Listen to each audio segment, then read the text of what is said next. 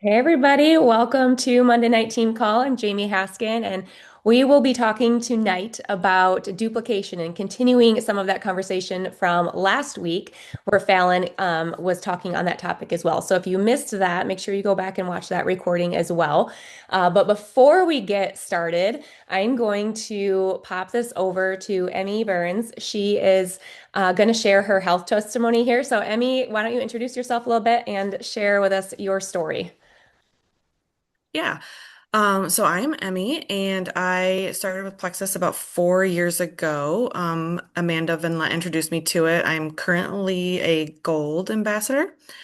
And so when Amanda reached out to me years ago, so her and I go way back, as brand new nurses 20 plus years ago. We worked together on night shift, and then our lives went separate directions. And she just did like a random cold reach out basically and just kind of reconnect, and then asked me about if I would be interested in starting some supplements. And I didn't really honestly know much about it, but I figured, I trust Amanda, and she talked a little bit about it, and I was like, well, supplements can't hurt. And at that point, I really remember thinking, I have always worked third shift, and I remember I was laying in my bed in the afternoon that day when we were chatting about it, and I was like, I mean, it can't hurt. Supplements are good for you, so it can't hurt. If anything else, at least, it'll be doing good for my body in some way.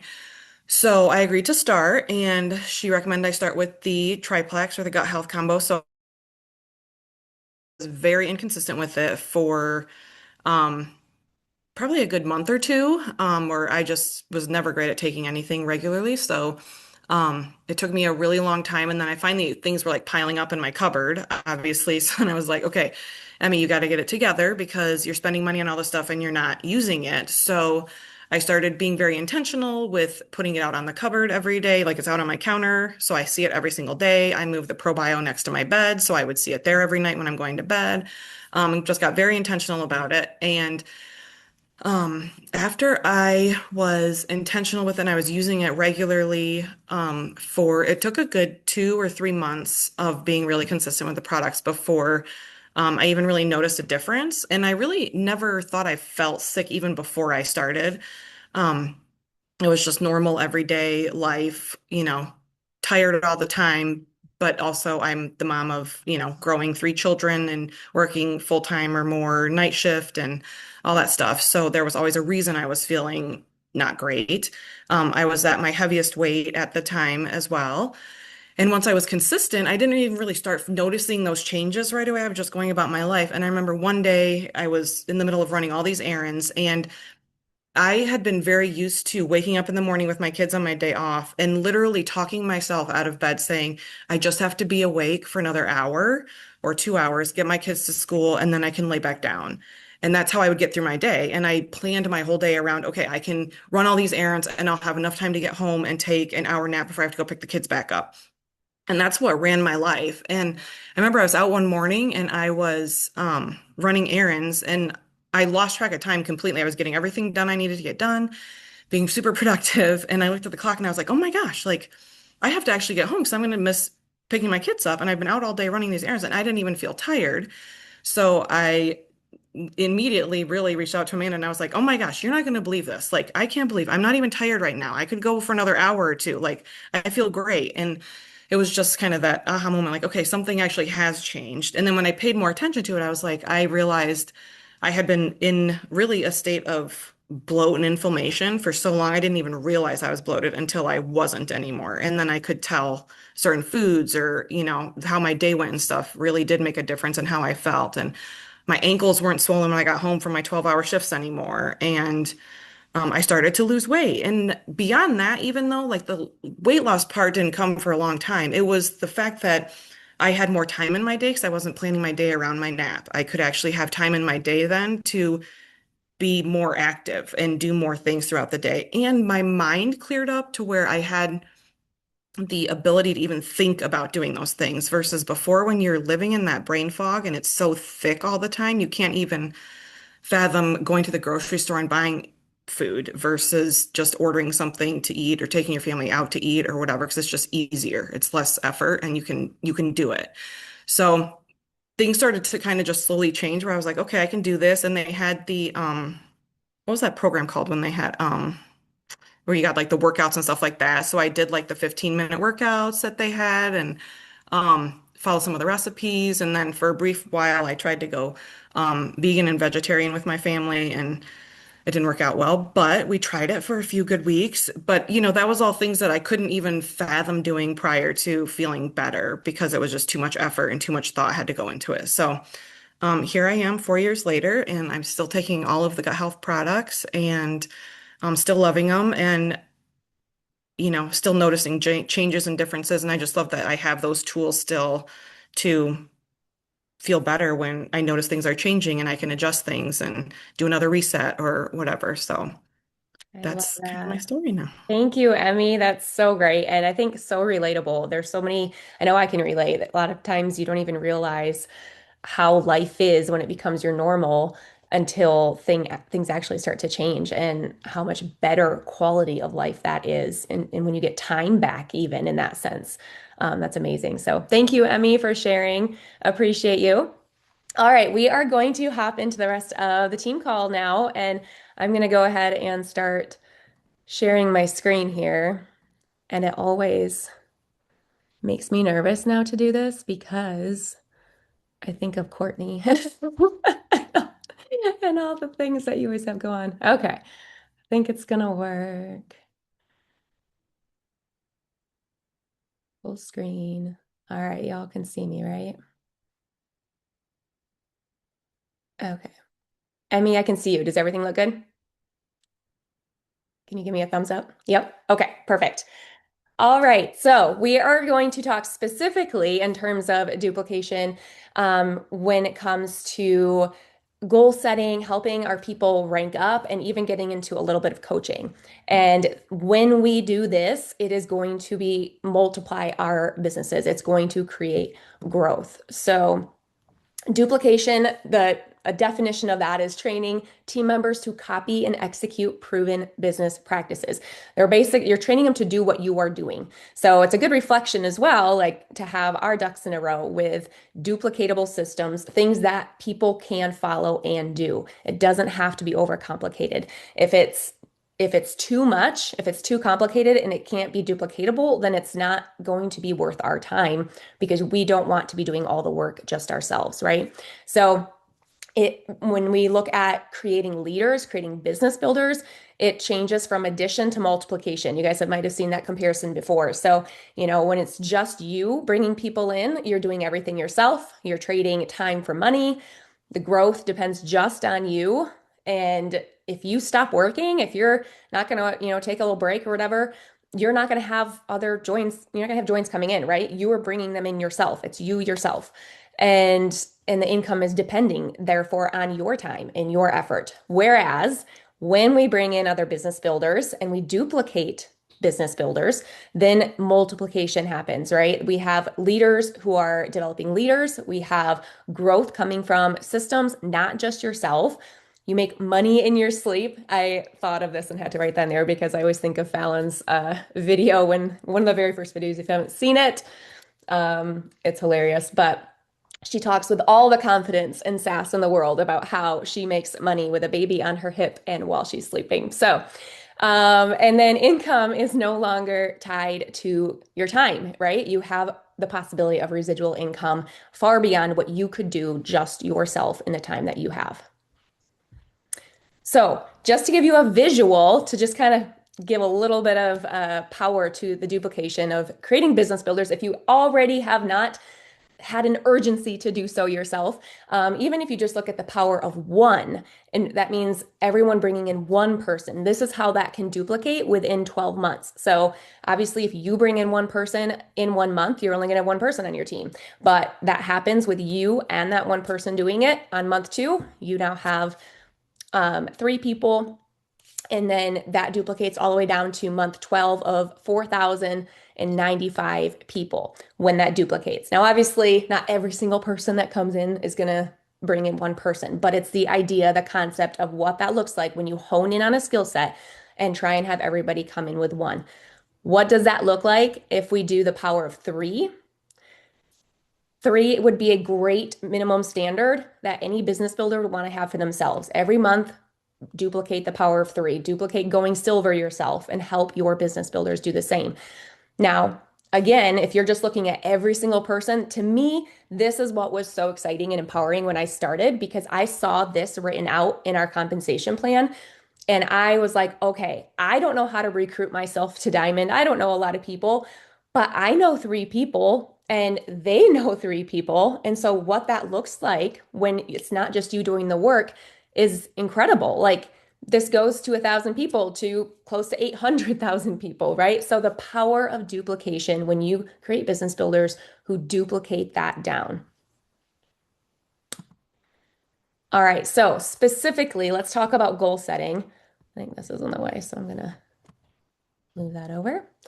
Um, so an analogy I used, I did this during a training at convention when I think I was talking to the Rubies, and it was more specifically on how to talk to people in different ways about the business, being very, just a referral all the way to like all in business, right? But I'm applying this to goal setting right now. And what do they want when you're helping your people set goals and move forward? And wanted to use this analogy here as well because you might look at this differently depending on who you're talking to. You gotta set the tone for what they want, not what you want for them. Otherwise, you're gonna scare people away or you're gonna be dragging people and it's just not gonna work. So you do have to ask the questions. You do have to do that work ahead of time to kind of feel them out. If you know, so the three different analogies here is like dipping your toes in. This is perfect time for summer when you go in the lake or go in the pool. And, some people want to maybe dip their toes in first to maybe feel it out. Some people are going to wade in slowly. And some people, they're like, I don't know if it's cold or not. I'm just going to do a cannonball right in, right? So if you're dipping your toes in with this, then this is going to be like the referral. It's going to be maybe they're just going to help a friend get started. Maybe they just want an accountability partner. So you're not going to necessarily talk language of their goals with them, right? But you in your mind might have a goal for them. You might have a goal to help them get the one person, a plus one, right? And then what's that action that you're going to do to help them? You're going to maybe ask them, who are three people that you know who could benefit from this too, who are looking for the same things? Help them connect with those people and then help them with the language of how to get them in a three-way chat with you, right? Hey, I'm going to connect you with my friend who knows a lot more. You could also ask them to post about what they're excited about or what they're seeing as results already, or maybe you can ask if you can post for them. So, and then what's your time frame for that goal? Maybe that's in 1 week. Like, hey, I'm going to have a goal that everyone coming in, I'm going to try and get them their plus one in that first week while they're excited, right? So you're going to get very intentional about how quickly you ask these questions and get them doing these actions in order to get that done in that first week, right? Now, the other option would be wading in. So you're going to kind of ease in. And maybe this is the person who wants their product cost covered, or maybe they want just extra spending money. So you're going to use very simple language and set simple goals with them. That might be them helping three people get started. It could look like giving them a cash amount. You could earn $310, or this specific month, it would be 420 if you got six plus the free Nikes, right? So like dangling that out for them and offering that's their goal and then help them with action steps to reach that goal. Maybe you're going to ask them to make a list of 20 names, the first 20 people that come to mind. Don't overthink it. Help them with what to say when they're going to reach out and connect with them. Maybe they're going to text them or call them if they're a close friend or family. And then you could run an event for them online. Or if they're in the area, do it in person, do a sip and share in their house. You can, of course, have them post as well. So give them one action at a time. Don't drown them, but keep it simple and do it with them. And then your time frame for that goal to hit might be by the end of that month, especially if, they're working for those Nikes. And then the last one would be the cannonball. This is the person who's like, yep, I want to make, legit part-time, full-time income. I want to go to the top, whatever that is. What is that? Whatever that's defined as. And then there, you're going to set actual short-term and long-term goals with them. If they want to take this seriously and treat it like a business, then you're going to help them treat it like a business. So they don't have this outlandish goal and have nowhere close to action to back that up, right? It's just not going to meet and they're going to be disappointed. So help them cast vision, help them dream, and then figure out, okay, what is the goal for this month? And then what's the action steps to hit that? And it might be similar as the wading in at the beginning in terms of those action steps, but then you're going to keep feeding them more. You're going to maybe give them some training videos or see how hungry they are. You're going to see how quickly they're throwing that ball back. If they are responding right away and kind of asking for more, that there might be a lot of conversation in one day versus someone else might just get one step done in one day and you'll connect the next day, whatever that is. And then the time frame on that. You will be setting new monthly goals, whether that's a new rank up, if they go fast start silver or senior silver, or maybe it's a point growth goal, whatever that is, but you're going to get in the habit of helping them set those goals each month going forward because they're looking at this more than just a 1 month thing. All right, SMART goals is a great, I hope this is not in your way. Maybe it's just my view. Okay. Um, ah, Back up. What'd I do? Okay. SMART goals is a great way to really just map out how to get intentional with goal setting. Many of you might have seen this before. It might be a refresher. So go ahead and use this again. And I think what is great is you can also, of course, apply this to yourself first. So anybody listening to this call, I should have started off saying this, all of this you can apply to yourself first, and you should. And then from there, of course, as you bring people in, whether it's just a product user that you're going to help get a +1 or you have business builders come in, then of course, applying this to them. So SMART goals for yourself and for helping look at through the lens of yourself for doing this yourself, but then also for helping your people do this, right? So specific, measurable, achievable, relevant, and time-based. And then in there's some questions here prompting that. So like, what do you actually want to exactly achieve? Maybe that is a point growth. Maybe it's how many joins. Maybe it's, I want a new business builder this month. And if that's the case, okay, how can you measure that? How are you going to track your progress with that? And is it realistic? Sometimes if, maybe you have a goal to get 10 joins this month, but the last 3 months you've gotten one join. That could still be a great goal, but maybe your action steps need to change a little bit in order to achieve that goal if it's much larger. Does that make sense? So make sure that that's achievable and it's, workable within that. And then relevant, keeping that always like, why am I doing this? Does it match up with your goals long term, with where you want to go, with what your vision is, with what your purpose is? And of course, time based. When do you want to achieve it by? When you set a time to your goal, I don't even have the stat off my mind. I know the percentage is dramatically higher for achieving that. This is also super helpful. So you have your SMART goals, and you can apply this to a SMART plan in terms of action steps. So again, same acronym, but then asking the questions like in terms of the specific, what am I going to do daily to achieve my goal? Like how many days of the week? How much time? Setting those business hours.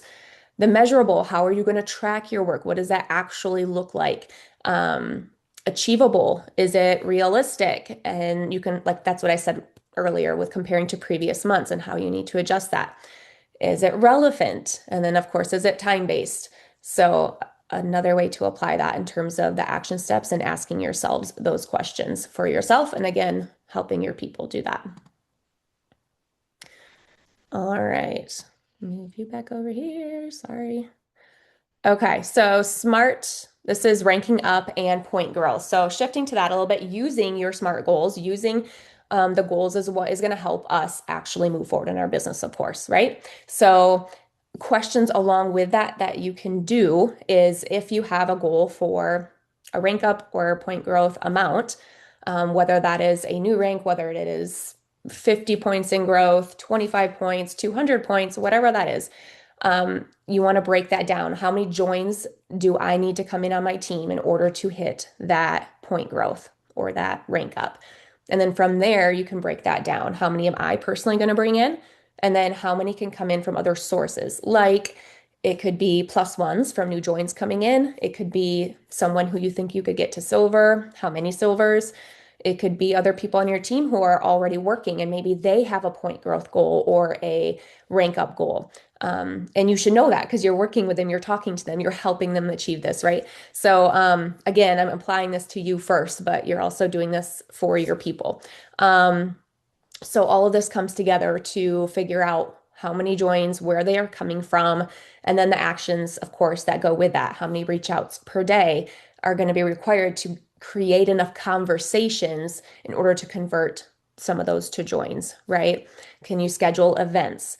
Um, and do you currently have product users already that you could ask them for a referral or to do an event?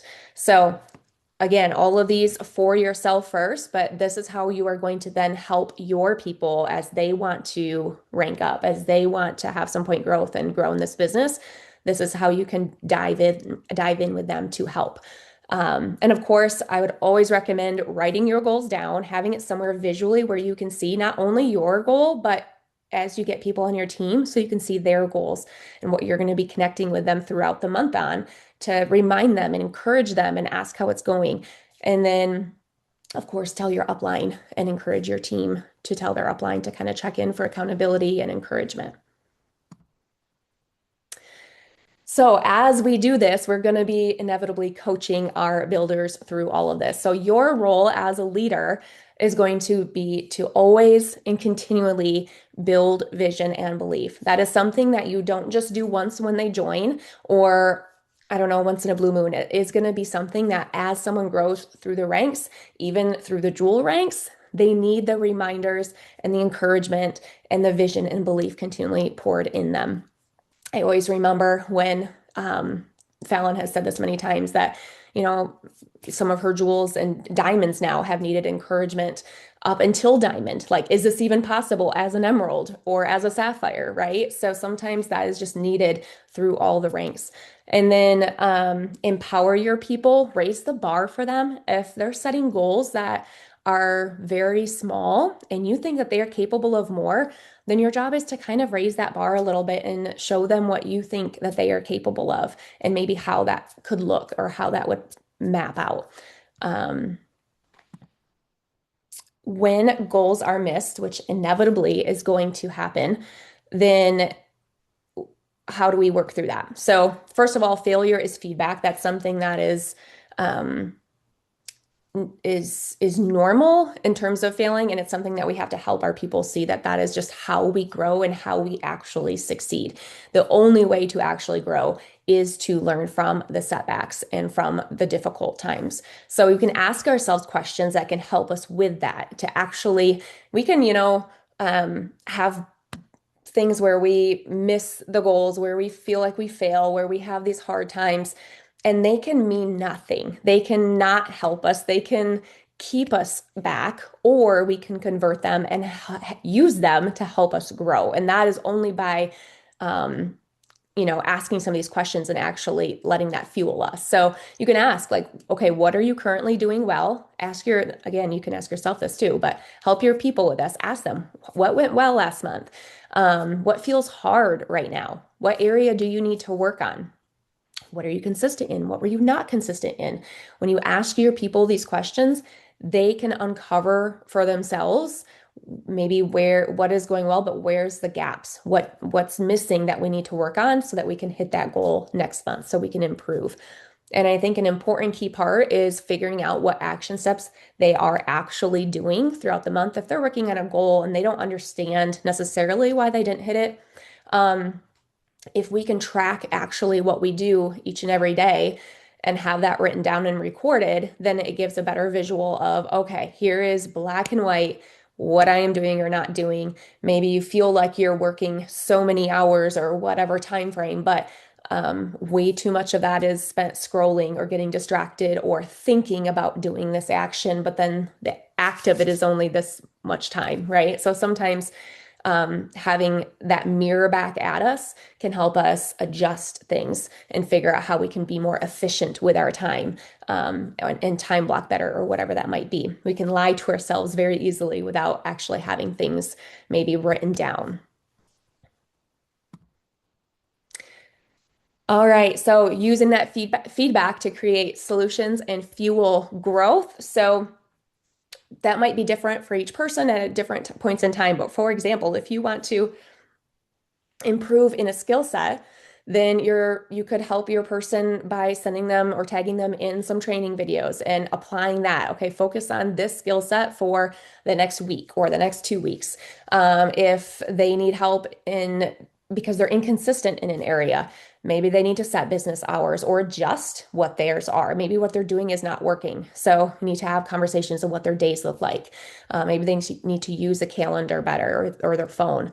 And maybe they struggle with scrolling. So maybe they need help again with specific business hours or just using a timer and treating it like a power hour or a power half hour.